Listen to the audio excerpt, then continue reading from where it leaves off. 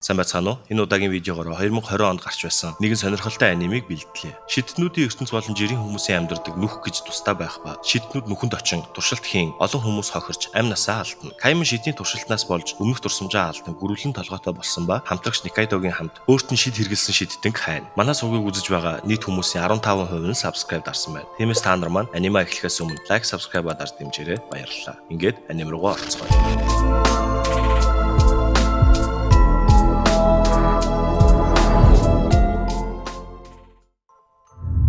Аним эхлэхэд гөрвөлэн толгойд нэгэн хүний толгойг тэр чигт нь амандаа хийчихсэн зогсож байх ба улаан масктай залууг нь шар устай хүүхэн саатуулан зогсно. Нөгөөх нь түүний аманд өөр хүн байна гэтэл өөрт нь ойртон чи биш байна гэв. Хамтрагч нь гүйж ирэн түүн рүү шид ашиглан дайраад үйлчилсэнгүй гэж гайхан зогсно. Шар ус араас нь ирэн хурууг нь хуглан толгойд нь өшөглөн унгана.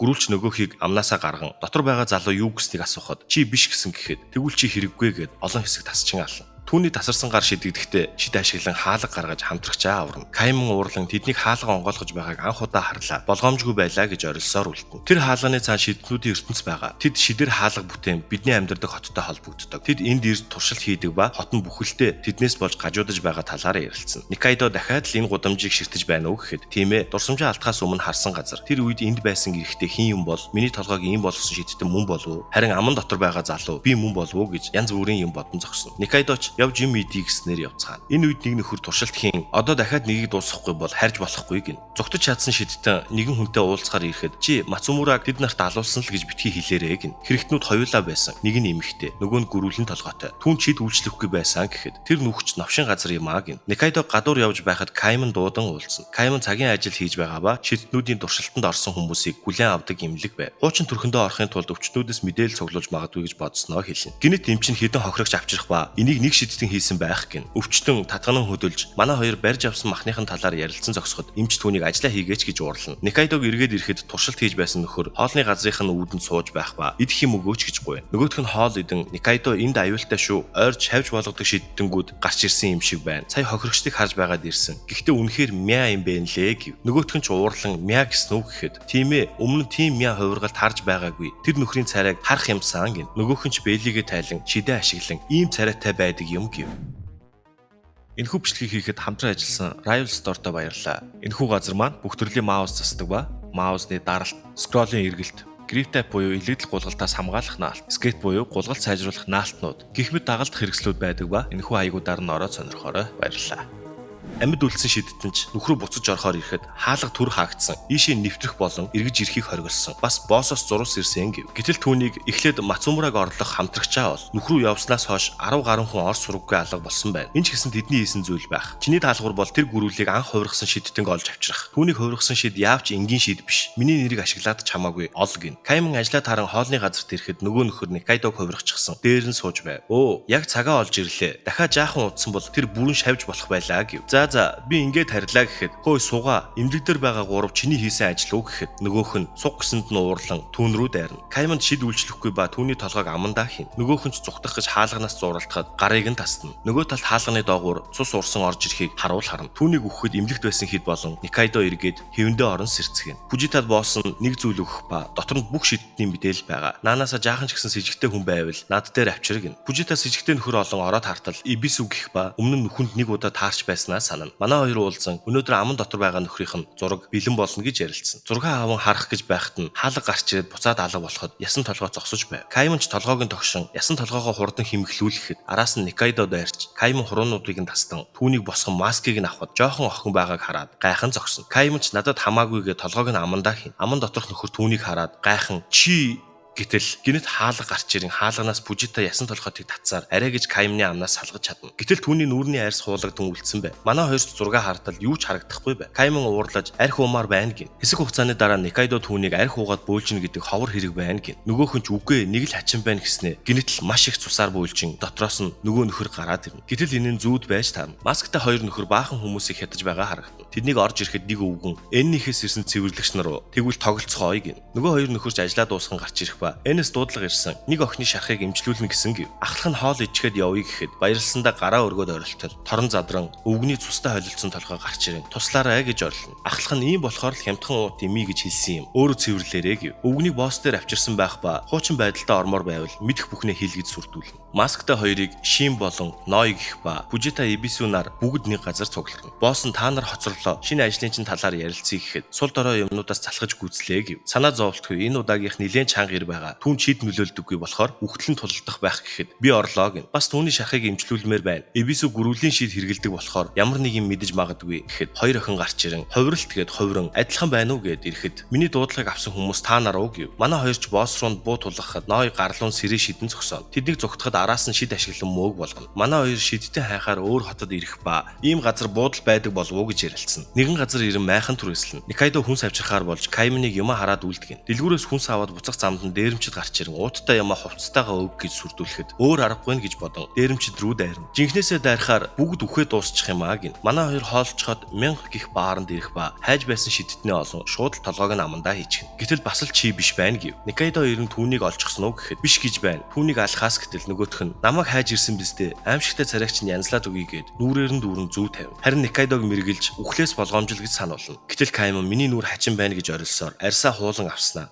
Арьс гуйчихлаа гэв. Нөхөн жилд нэг удаа аимшиг шүн болдог ба тэр шүн хүмүүс аимшиг зүйлтэй тулалдах хэрэгтэй болдог. Төгшүүрийн дохиод угарч хүмүүсийг гэртээ аюулгүй байцгаахыг сануулна. Мөн бүртгүүлсэн устгагч нарыг оршуулгын газар цуглахыг хэлнэ. Энэ жилийн урайн бүү зогс зүгээр л ал гэв. Харин нөгөө талд Ной Эбисүгийн царайг шидээрээ эмчлэн хэвэнд нь оруулна. Ахлагч нь хаалга дуудан нүх рүү явцгаая гэв. 12 цаг болж үхтлүүд амлан гарч ирнэ. Агаар төрөмтлөгдсөн шиддүүдийн утаанаас болж тэдэнд алуулсан хүмүүс булчнаасаа гарч ирэн хүмүүс рүү дайрдаг ба сайн дураараа бүртгүүлсэн хүмүүс тэднийг устгахаар нэгддэг. Шидднүүдийг нүхэнд ирэхэд тэдэн рүү үхтлүүд дайрцгаана. Цаг 4:30 болон устгагч нар завсарлан хооллож байх үед шидднүүд тэдэн дээр ирнэ. Каймон шинтэй тулалдаж эхэлнэ. Никайдо Нойтой зодтолтон гидсэндээ цохиулаад унахад Каймон уурлан шин рүү дайрахч хутга нь хууран толгойдоо алхаар цохиулан унана. Ахлагч нь борооноос өмнө явцгаая гэхэд Каймон түүний цээжинд хутга зоон толгойг нь амандаа хийчихнэ. Бас л чи биш байна гин. Нөгөөх нь ч толгоогоо татан гаргаж Каймоны толгойг тасдчихна. Никайдоч босч ирэн шид ашиглан хаалгаар Каймоныг аваад зүгтэн. Нөгөө хэд нь ч тэр шидтэн байжээ гэд гайхаад үлдэн. Шин түүн шид хэрэглэж чадах шидтэнг олох хэрэгтэй гэж хэлээд ухаан алдан унана. Харин нөгөө талд эмч арай гэж амьд үлдсэн байх ба нар мандан үхтлүүд устгаж алга болно. Гэтэл хажууханд нь нөгөө хоёр нь гарч ирсэн харагдана. Каймон эмнэлэг сэргэх ба эмч Никайдог шидтэн гэдгийг хэлтэл түүнд итгэхгүй шоолон инэ. Харин Никайдо Каймон өөрийг нь шидтэн гэдгийг мэдвэл яах бол гэж санаа зовно. Гэтэл Каймон гинэт ороод ирнэ. Түүний араас эмч орж ирэн эмнэлгээс дураараа явлаа. Энэ толгоогоо ав гин. Никайдо анх уулзах үед болсон явдлаа ярих ба тэр үед шидийн хохирогчдын цогцос сэвэрлдэг байсан байв. Гудамжнаас цогцос олон бусдыгаа дуудаад эргээд ирэхэд цогцос алга болчихсон. Харин цогцосны уут өмссөн залуу гарч ирсэн гэв. Тэр нь би юу гэхэд тийм ээ алга болсон бид толгой байсан бол тэр нь чи байсан байхаа гэв. Каймонч тасарсан толгоондоо задлан хийлгэхээр шийдэн. Задлан хийж байх үед нь гинэ тог тасарч манай хоёр шалахаар явж байтал харанхуй байна гэх хоолой сонсогдсон. Каймонд нөгөө гудамж харагдан сандран зогсон. Гинэт буцаа тог ирэхэд эмч тэднийг дуудана. Толгой нь алга болсон байх ба бичлэг хийж байсан камера шалгахаар болно. Гэтэл камерт нэг хар сүдэр үзэгдэн тог ирэхэд эмч зогсож байгаа харагдав. Каймон ч эмч рүү толгойг минь өг гэж дайрахад чиний заван толгоогоор би яах юм гэж уурлана. Шин босс дээрээ ирэн толгойг нь тасцсан ч үхээгүй. Мөн гүрүүл болон аман доторх ир хоёулаа нүдэн дээрээ чагтан тэмдэгтэй байсан гэхэд босс нь гайхна. Бас хамтрагч нь шидтэн байсан талаар хэлнэ. Тэр хоёр Тарки гэх шидтэн дээр ирэх ба амьд хүүхэлдээ бүтээдэг шидтэн байв. Шинийг түүний царайг төсөөлөн энэ шилэнд утаага хийгин. Түүний бүтээсэн хүүхэлдээ амьтаа болохоос гадна жинхэнэ биенийхээ ааш зан зуршлыг нь хүртэл дураадаг. Мөн очдог газруудаар нь ч явдаг гин. Каймоны амандах ирийн хүүхэлдээ хийх ба түүнийг ашиглан хэн болохыг тогтоохоор болно. Шидтнүүд хүүхэлдээг даган хямдхан хувцсны дэлгүүр үнэтэй ресторан ороод метронд суун явцгаана. Тэдний ирсэн газар нь сул дорой шид ашигладаг хүмүүсийн амьдардаг хэсэг байв. Хүүхэлдээ ч нэгэн байшинд ирж Эбисү юмнуудыг нь ухаж байгаад нэгэн хайрцаг олоход хүүхэлдээ тэдэн рүү гинэтл дайрч эхэлнэ. Шин түүнийг зохиж унагаад хайрцгийг автал сейф байх ба хүүхэлдээ дахин босч ирэн түүн рүү дайрна. Шин цээжийг нь нэвт зохин устгаад сейфийг онгойлгоход толгой гарч ирнэ. Ной эмчилтэл Каймоны аман доторх залуугийн толгой байв. Шиднүүд нэгэн үдшилэгт ирнэ. Орохын өмнө тэдэнд хамрын бөглөөс өгнө. Энэхүү үдшилэг нь жилд нэг удаа болдог. Оролцогчдод нь цогцос авчир цугладаг гин. Ной энэ юу чимээвэ гэхэд ялаанууд гин. Удахгүй амь оруулах шидтэн ирж тэднийг амьлуулна. Харин тэр хайрцагнууд түүнд өгөх бэлэг гэв. Шиднүүдийн толгойд бяцхан улцсан байдаг нь чөтгөрийн дүрстэй. Бидний амьдралыг төлөөлдөг гин. Шидтэн цагаан утаа гарган бяцхан чөтгөрийг амьлуулан буцаагаад оруулахад цогцос амьлан бэлгээ өгнө. Босс ч нөгөө хоёртоо түүнийг хамтрагчаа болгоно. Харин эрэхтэйг нь устгах гэв. Эбисүг бас нэгэн чагтан нүдтэй нөхөр дуудан энтэй хамт юу хийж байгаа юм? Сайн унтаг байгаа гэснээр уух юмд нь хольж өгөн.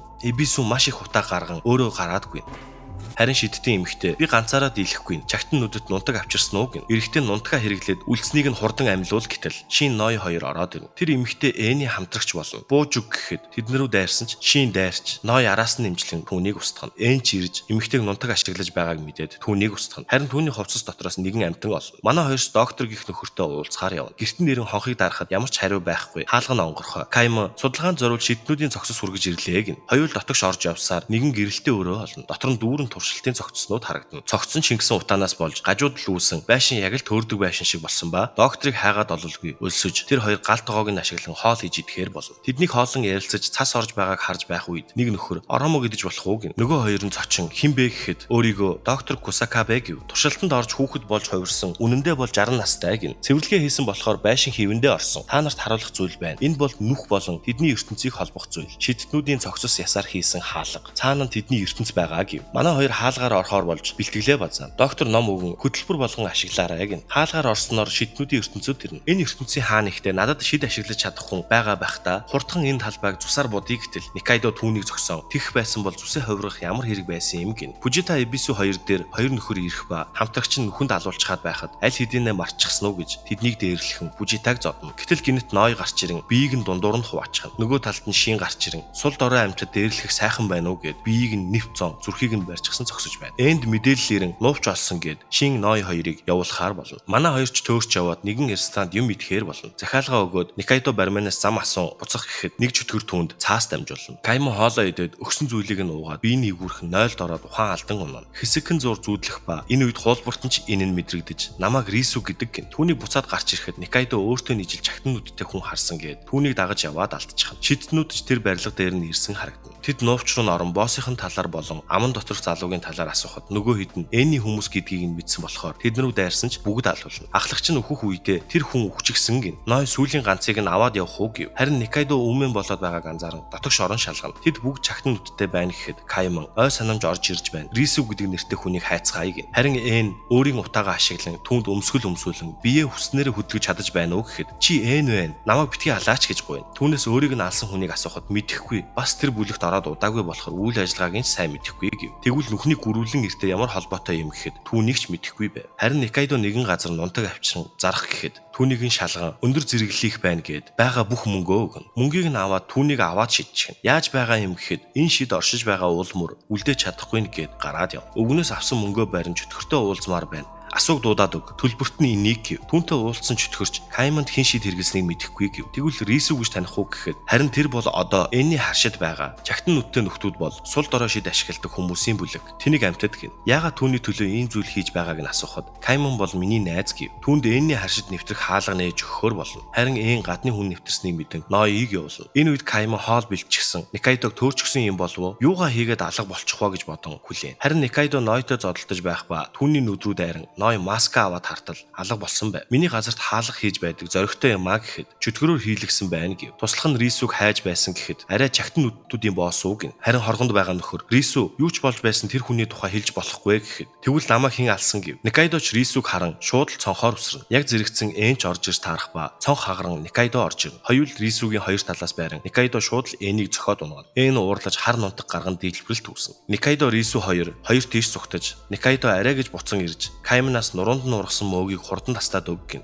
Харин бусд нь бүгд мөөг болон үлдсэн харагдав. Кайман түүнийг шууд л нүхэнд буцаан авчирсан байв. Доктор хагалгаа амжилттай болсон ч баларх шахлаа гин. Эмч тэр зүрхэн масктай нөхөр энэ эмнэлэгтэй холбоотой. 10 жилийн өмнө нүх одоогийн шиг байгаагүй. Хүмүүс шидтнүүдийн эсрэг тулаалддаг. Хотын хамгаалагчид шидтнүүдийн эсрэг ан хийж эхлэх үед тэр гарч ирсэн. Түүнийг шин гэдэг. Аав нь хүн, ээж нь шидтэн. Ээж нь түүнийг төрүүлээд хамгаалагч нарт алуулсан. Харин аавтайгаа нуугдаж амьдарч байсан ч шидтэн гэдэг нь баригдаж аавыгаа алуулсныг хараад уурлан 3 хамгаалагч алаад зүгтсэн. Түүнийг 90 сурвалжилсан ч 3 сарын хугацаанд алуусан хамгаалагчдын тоол нэмэгдсээр байсан. Харин нэг өдөр тэр эмнэлэгт ирчихсэн. Өөрийнхөө утааны суцыг хайж байхад нь олж доктор түүнд тусалж байсан байв. Манай хэд ч хоолны цаг гээд орж иртэл Никайдо цонхны цаана хүн байсан гэв. Доктор энийг мэдхүү гэхэд үгүй гэтэл дээд түвшний шидтэн чөтгөрөөс авдаг зөвшөөрөл маягийн зүйл байх гин. Никайдог шидтэн гих гээд байна уу гэхэд тэр бол шидтэн. Би өөрийн гараар мис засал хийсэн. Хүн болон шидтний бие өөр гэв. Гэнэт орилох чимээ сонсогдлоо гээд Кайман гүгээд яв. Өрөөнд нь ортол байхгүй. Хин нэгэн түүнийг аваад явж байгааг харан араас нь хөөж явсаар нөгөө гудамжиндаа ирнэ. улан тойрон хартал газар доорх хонгил руу орсон байв. Замд нь аврах шавж дайрах ба түүнийг хаазан махыг нь идэж байх хооронд нь зүгтаана. Явсаар нэгэн хаалган дээр ирж Никайдог хулгайсан нөхөрлөө дайртал.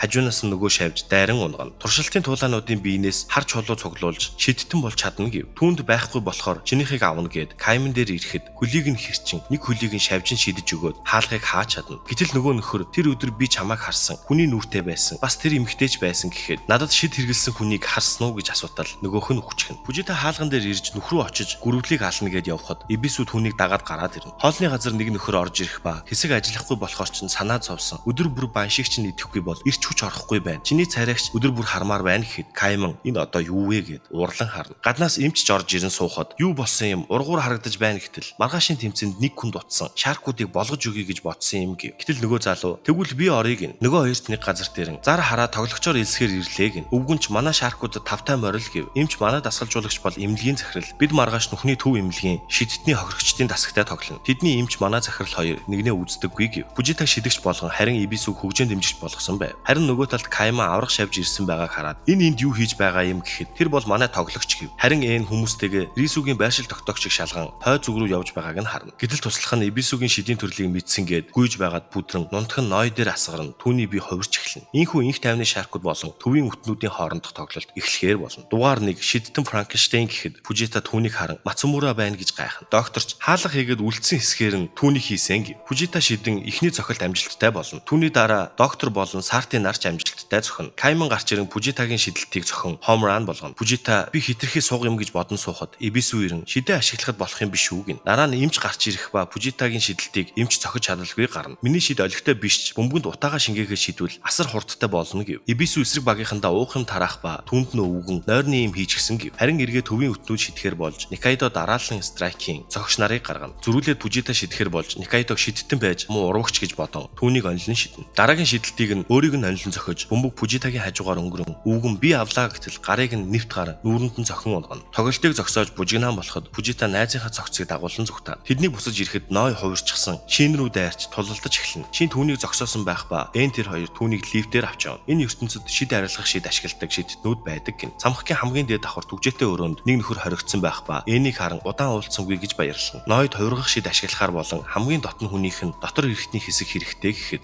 чи бид хоёрын нэг нь гэсэн үг. Чиний гиз цовчгсан юм чинь чи өгчих гэв. Нөгөө нөхөрч шидийн хүүхэлдэй хийн, ноён аманд хийн, шидэ ашиглан хуучин хэвэнд нь оруулна. Харин нөгөө тал Франкенштейн галзуурч Фужита Ибисү хоёр руу дайрахад Ибисү шидэ ашиглан авраг гүрүүл болж түүнийг тас татам толгойг нь бицэлснээр буцаад хэвэндээ орж аман доторх ирийн хийсэн зүйлийг санчглаа гин. Шидтнүүд олсон мэдээлэлээ ярилцах ба Ибисүгийн шид түүний утаанд орсон хүнийг гүрүүл болгох хувиргалтын төрөл гэв. Нүхэнд гүрүүлдээр шид хэрэгэлсэн хүн чи мөн үү гэхэд мэдэхгүй. Гэхдээ аман доторх хүн чи миний замд хөндлөсөд байна гэсэн гэв. Харин нөгөө талд Кайман Рисүг бодон шидтнүүдийн ертөнцид дахиад байвал ой санамж илүү сэргэх байх. Гэхдээ Никайдог оролцуулж болохгүй гэд гарч явна. Никайдо эмчээс им авахар ирэхдээ Кайманыг асуухад өчигдөр ажилласаа гарсан гэд. Доктор дээр ирэн асуухад хаалга ашиглана гэхээр нь гэрийнхээ түлхүүрийг өгөөд явуулсан гэв. Кайман шидтний ертөнцид ирчихсэн чагтан нүднүүдийг хайн асуухад Кэспил парк гэх газрыг зааж өгнө. Парк дээр ирэн нэг масктай нөхрөөс асуутал чи бас хар нунтаг хайгаа юу? Тэд ойрд үзэгдэхгүй байгаа. Би ч гэсэн тэднийг хайж байгаа. Гэхдээ цэнхэр шин дуусахаар гарч иж магадгүй гэв. Цэнхэр шин нь 4 жилд нэг удаа болдог хамтрагчаа сонгодог фестивал байв. Манай хүнч өлсөж өгөх гээд гудамжинд сууж байтал хажууханд нь өвмэн болно. Кайманч тэдэн дээр очин 3 нөхрийг цааш нь харуулна. Захирал гих нөхөр чи зүгээр үү гэхэд намайг тоох хэрэггүй. Зүгээр л өлсөд байна гэв. Захиралч Кайманг хоолоор дайлан саяны нөхдүүдийн талаар асуухад цэнхэр шин болох гээд авьяастай шидтнүүдийг хулгайлж байгаа гэв. Захирал маска аваад идгээд шууд л түүний маскыг тайлчихна. Хоёул гайхан харахад шидээс болоод ийм болсон гэв. Хаана амьдрдгийг нь асуухад орон гэргүй ажил хайж байгаа гэтэл тэгвэл манад ажилд орооч гэв. Захиралч маска аван өөрийгөө Тамба гэж танилцуулна. Харин зөөгч нь Фукуяма гэв. Энэ үед Рисү гэртээ ирж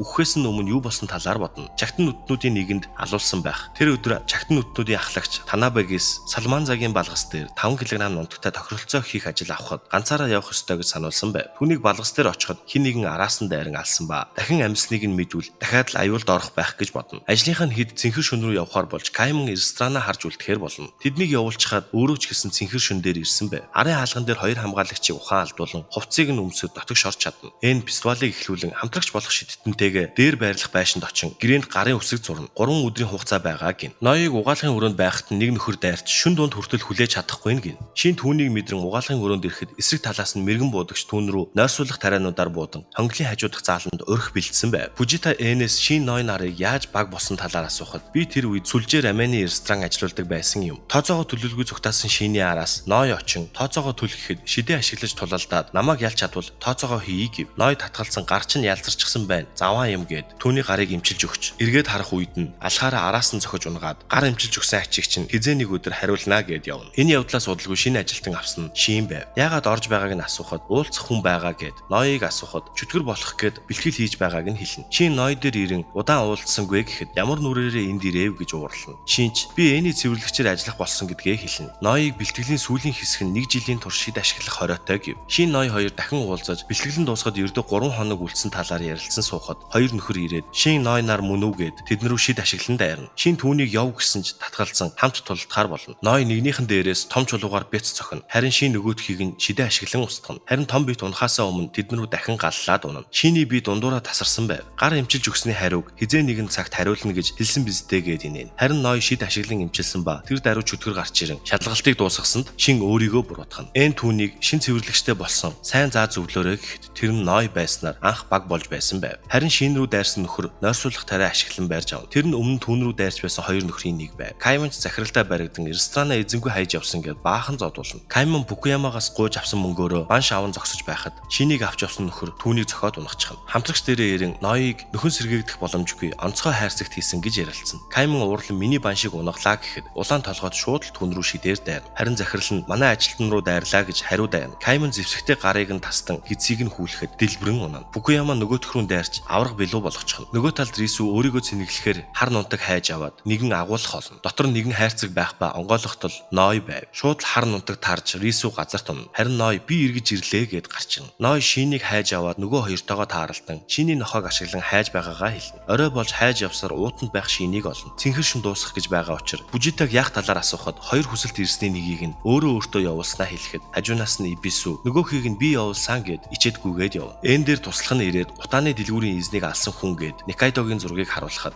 арай энэ цаг хугацааг удирддаг шидтэн гэж үү гэд чихмэлээр Никайдог дуурайлган хийгээд дотор нь мөөг хий. Харин энэ үед Никайдогийн найз чөтгөр асуу түүнийг зүгтэж чадхааргүй боллоо гин. Харин Никайдо тэр хэд эмчийн төрсөн өдрийг тэмдэглэн сууцгааж байтал Никайдогийн бие эвгүрхэн газар унаж нуруунаас нь авраг мөөг гарч ирэн мөөгийг эн удирдах байгаа харагдана. Эмч түүнийг зогсоох гэхэд амнаасаа хүчил гарган эмчийг хайлуулж мөөг болгон хувиргана. Джонсон дайр шахтуулан тэр хооронд нь дээш гарч нуугдаж амжицгаана. Никайдо асуугийн өгч байсан шид нэмдэг маскыг авахаар явна. Мөөгч орж ирэн Никайдо түүн рүү дайрч ганц өшгөлтөөр хоёр хуваана. Түүний цус урсан хаалга болж хувиран бүгд хаалгаар унан Эний цамхаг чилжин ирнэ. Эн тэднийг барьчихсан. Цаг хугацааны шидийн талаар асуудал гаднаас чөтгөрүүд ороод ирнэ. Энч гэрээсээ гарч болж байгаа юм уу гэтэл мундаг шидтэн ирсэн байхад нэрийн хуудасаа өгөх нь ойлгомжтой биз дээ гэв. Эн түүнийг чөтгөрийн байшинд гэрээ хийхээр хүчээр авчирсан байв. Гэрээг хоёр тал цээжэнэ бие биенийхээ махны хэсгийг солилцсон. Дээр нь гарын үсгээ зуран буцаан хийж баталгааждаг байв. Ийхүү цэнхэр шүн дуусна. Харин нөгөө хэдийг нь хорж тамлан Кайманы байгаа газрыг асуув. Кайман хар даран сэрж гадаа суун би яг хин юм бол дурсамж эргээд сэргүүл хуучин шиг нүхэнд нөгөө хэдтэйгээ амьдарч чадах болов уу гэж бодон суутал захирал нь араас нь ирж ямар шалтгаантай энд ирдгийг нь асуув. Танд хамаагүй гэхэд би чиний ажил олгогч гээд уурлана. Надад хуучны дурсамж байдаггүй. Тиймээс өөр дээр нь шид ашигласан нөхрийг хайж байгаа ба